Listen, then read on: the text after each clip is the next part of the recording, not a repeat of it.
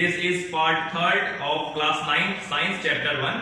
तो आज हम लोग चेंज ऑफ स्टेट्स से आगे डील करेंगे और जो भी रिलेटेड टर्म्स हैं उसको हम सीखेंगे। तो बेसिकली चेंज ऑफ स्टेट मतलब जो हमारे बेसिक तीन स्टेट हमको पढ़ने हैं, सॉलिड, लिक्विड और गैस। वैसे मैंने आपको बताया था कि 5 स्टेट होते हैं लेकिन हमको 3 पढ़ने हैं। तो सॉलिड, लिक्विड और गैस में इंटर ट्रांजिशन या फिर एक दूसरे में आपका चेंज कैसे होता है, सॉलिड से लिक्विड, लिक्विड से गैस कैसे बनता है, गैस से लिक्विड, लिक्विड से सॉलिड। तो इसको आइए देखते हैं। तो बेसिकली पहले सॉलिड,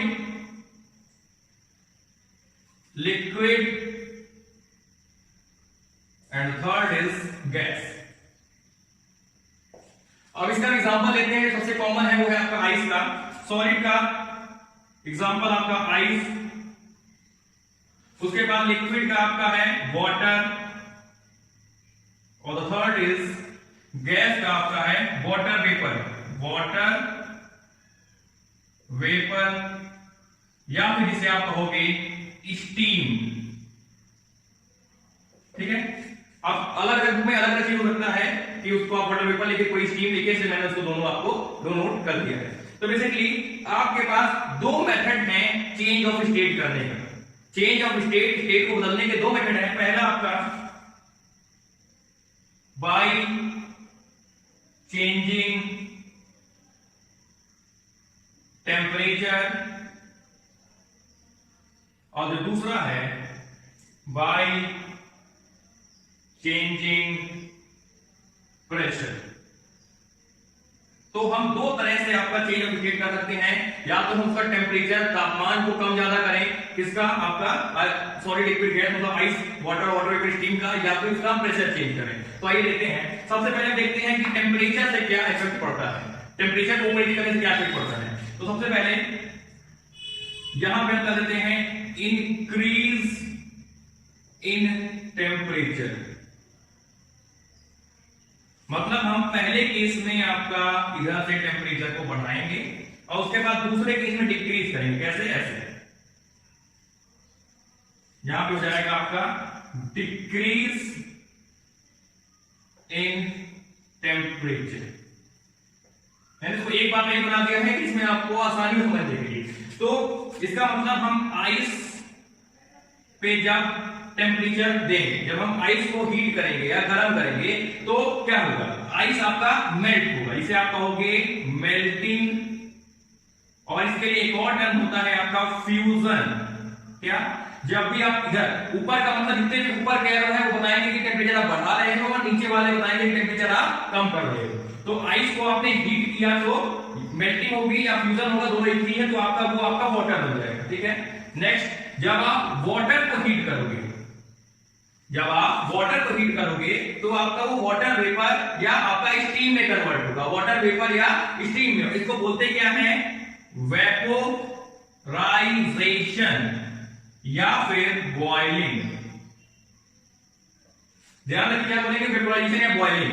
आपने अगर इसको इवेपोरेशन पढ़ा हो तो इवेपोरेशन यहां पे गलत होगा, यहाँ पे इवेपोरेशन गलत होगा। यहाँ पे या तो वेपोराइजेशन लिख सकते हो या फिर बॉइलिंग, और कोई थर्ड अल्टरनेटिव नहीं है। उसके बाद अब देखते हैं कि हम डिक्रीज, हमने बढ़ाया तो क्या हुआ, बढ़ाने में मेल्टिंग या फ्यूजन हुआ। उसके बाद आपका जब वाटर को हमने बढ़ाया ठीक, या तो वेपोराइजेशन या आपका बॉइलिंग हुआ। अब हमारे पास ये यहाँ शुरू करते हैं स्टीम से। जब हमने मैंने कहा था नीचे का मतलब एरो, मतलब हम टेम्परेचर कम कर रहे हैं, टेम्परेचर कम कर रहे हैं।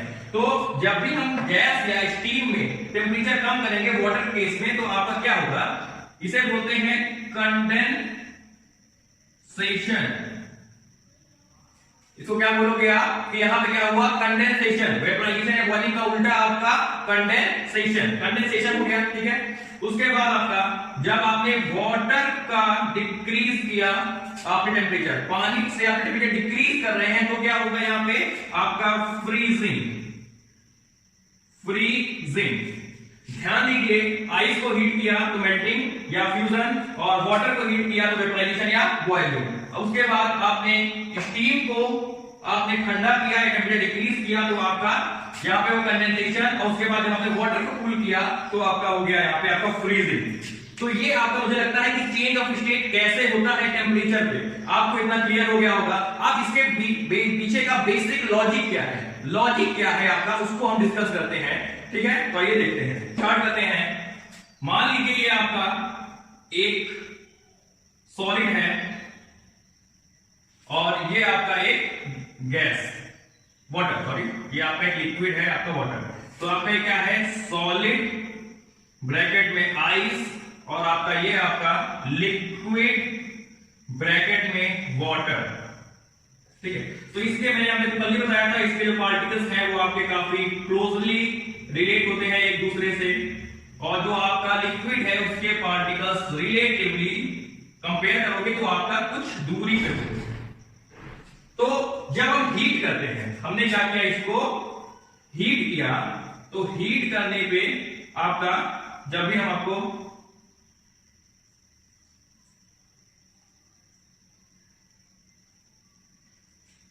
तो जब हमने इसको हीट किया तो बेसिकली आपका सॉलिड से लिक्विड में क्यों चेंज हुआ, सॉलिड से लिक्विड में चेंज क्यों हुआ, इसके लिए आपका एक आता है कॉन्सेप्ट, हीट करने पे आपका ये आएगा फ्यूजन या फिर जिसे आप कहते हो मेल्टिंग, और यहीं पे आपका कॉन्सेप्ट आता है लेटेंट हीट ऑफ फ्यूजन, ठीक है।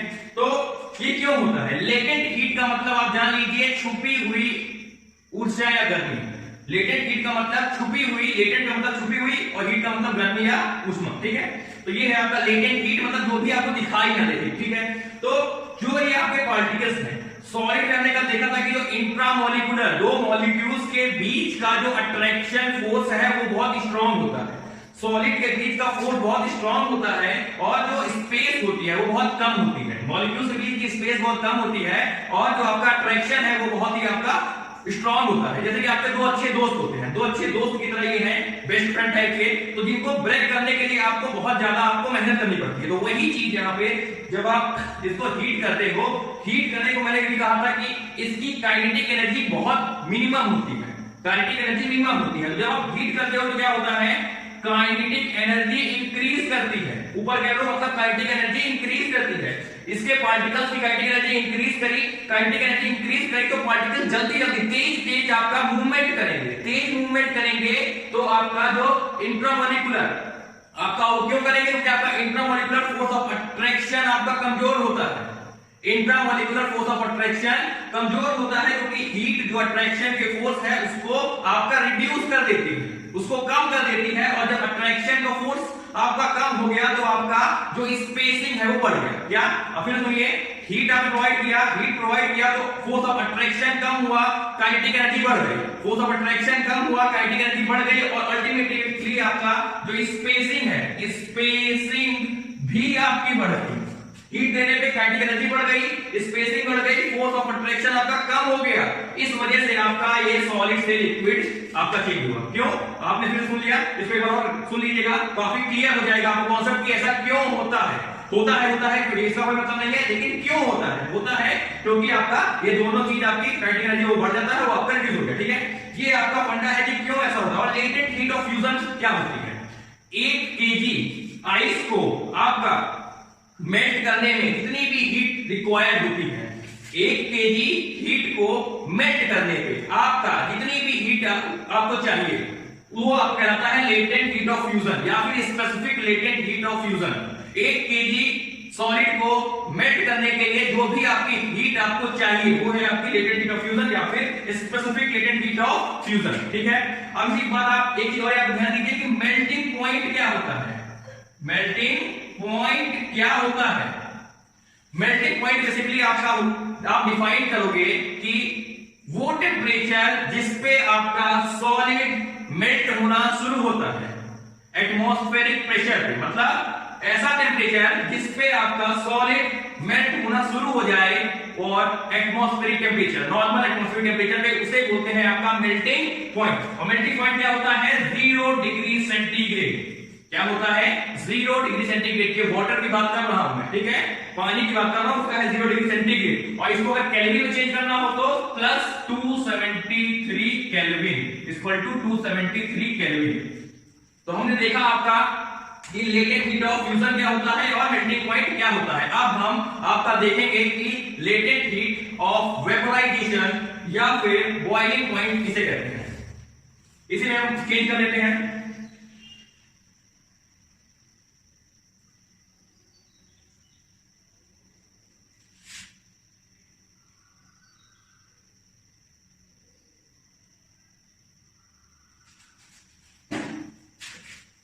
तो अब इसको हम देते हैं आपका वाटर, ब्रैकेट में लिखेगा आपका लिक्विड, और ये आपका है स्टीम, ये आपका गैस।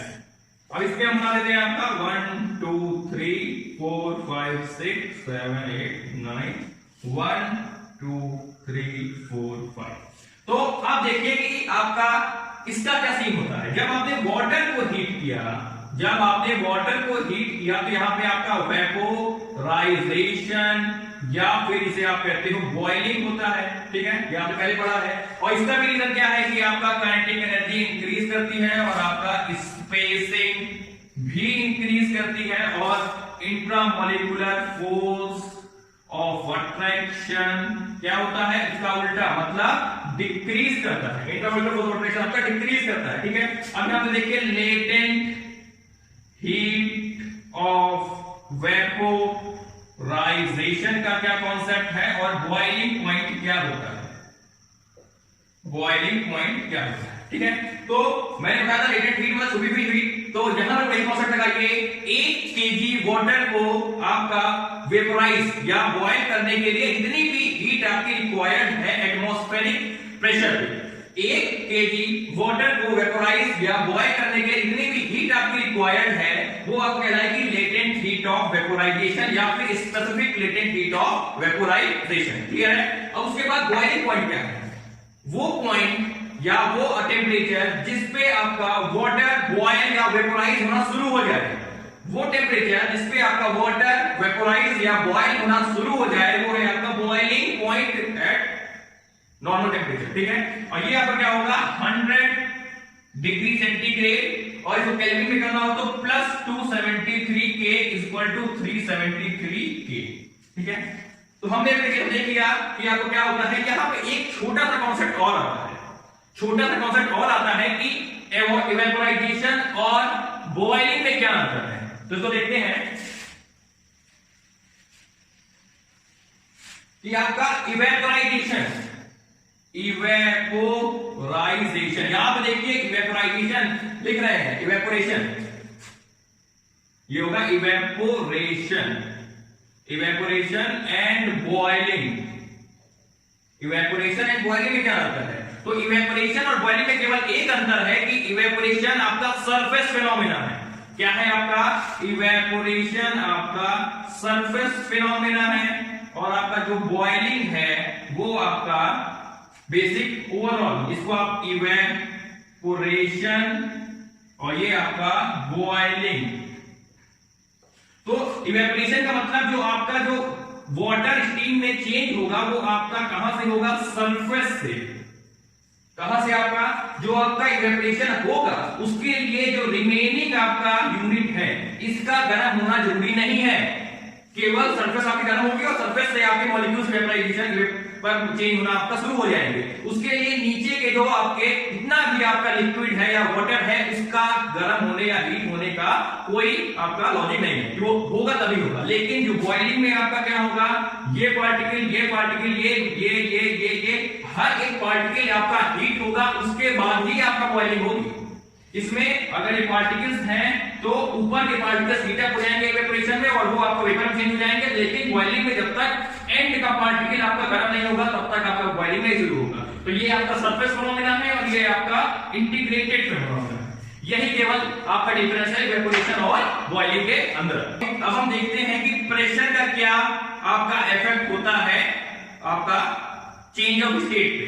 तो बेसिकली आपका यदि ये मान लीजिए आपका एक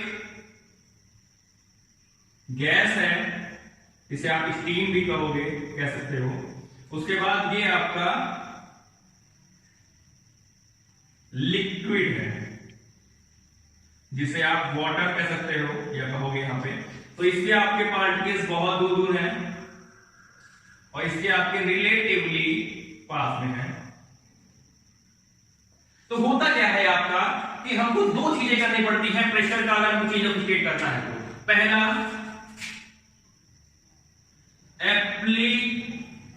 एप्लीकेशन ऑफ प्रेशर, मतलब हम प्रेशर को बढ़ाएंगे, इंक्रीज करेंगे। अप्लाई का मतलब होता है बढ़ाना, ठीक है।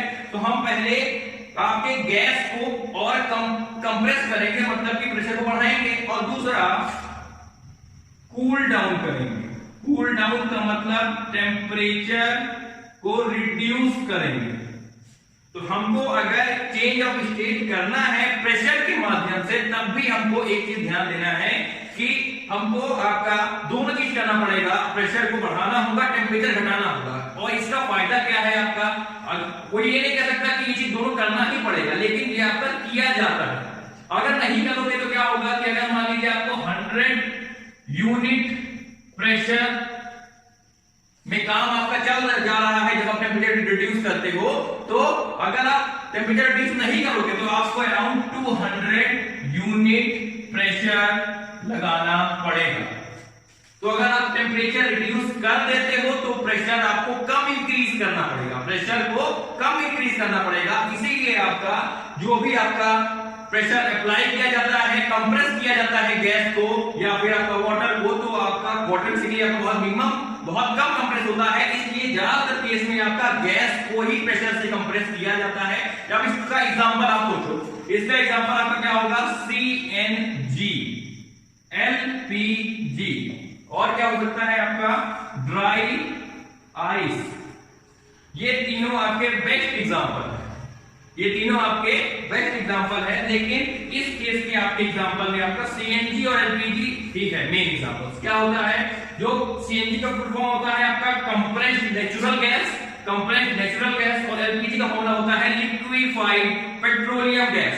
तो ये जो गैसेस हैं, जब ये सिलेंडर में स्टोर की जाती है तो ये लिक्विड में चेंज हो जाती है, लिक्विड में चेंज हो जाती है, क्योंकि ये बहुत ही ज्यादा हाई प्रेशर पे आपका इन्हें कंप्रेस किया जाता है और टेम्परेचर को रिड्यूस किया जाता है। कभी आप LPG सिलेंडर को टच करो तो वो आपको बहुत कूल या ठंडा लगेगा, क्योंकि जो उसका टेम्परेचर है वो बहुत ही रिड्यूस किया गया है। तो आपका प्रेशर का क्या कॉन्सेप्ट है, प्रेशर के लिए आपको प्रेशर को बढ़ाओगे, इंक्रीज करोगे, या टेम्परेचर को रिड्यूस करोगे, कूल डाउन करोगे। तो ये है, इस तरह से आप प्रेशर से चेंज कर सकते हो। एक कॉन्सेप्ट और बचा है, वो है आपका क्या कभी भी सॉलिड से डायरेक्ट गैस में आपका चेंज ऑफ स्टेट हो सकता है, सॉलिड से गैस में क्या डायरेक्ट चेंज हो सकता है। तो अब इसको देखिए, सॉलिड, लिक्विड और एक गैस। तो क्या कभी ऐसा हो सकता है कि डायरेक्ट सॉलिड से आपका चेंज हो जाए गैस में, और डायरेक्ट गैस से चेंज हो जाए सॉलिड में? ऐसा हो सकता है? और इसका आंसर है कि हाँ, ऐसा हो सकता है। और दोनों ही प्रोसेसेस को बोला जाता है सब्लिमेशन। चाहे सॉलिड से गैस में जाए, चाहे गैस से सॉलिड में जाए, दोनों को बोला जाता है सब्लिमेशन। अब इसका एग्जांपल आप बताइए, सब्लिमेशन का क्या एग्जांपल होगा? सब्लिमेशन का पहला आपका एग्जांपल होगा नैप्थलीन बॉल्स। नैप्थलीन बॉल्स जिसे आप बोलते हो फिनाइल की गोलियां, ठीक है, वो आपका डायरेक्ट बॉल से वेपर में चेंज हो जाती है, तो उसमें कोई भी आपका लिक्विड स्टेट में चेंज नहीं होता है। दूसरा आपका कैम्फर, कैम्फर कपूर जिसे कहते हो, वो भी आपका डायरेक्ट चेंज हो जाता है।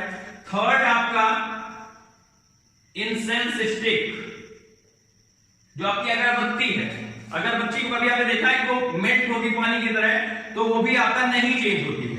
तो ये तीनों आपके बेस्ट एग्जांपल है, नैप्थलीन बॉल्स और ये, और आपके ये तीनों आपका जो आपका सब्लिमेशन के बेस्ट एग्जांपल है। तो इस तरह से हमने जो चैप्टर 1 साइंस का था, क्लास 9 का, वो कवर कर लिया है। थोड़ा सा लेंथी हो गया है वीडियो तीनों, तो आप लोग इसको एक बार देख लीजिएगा। Thanks for watching, have a nice day, good luck.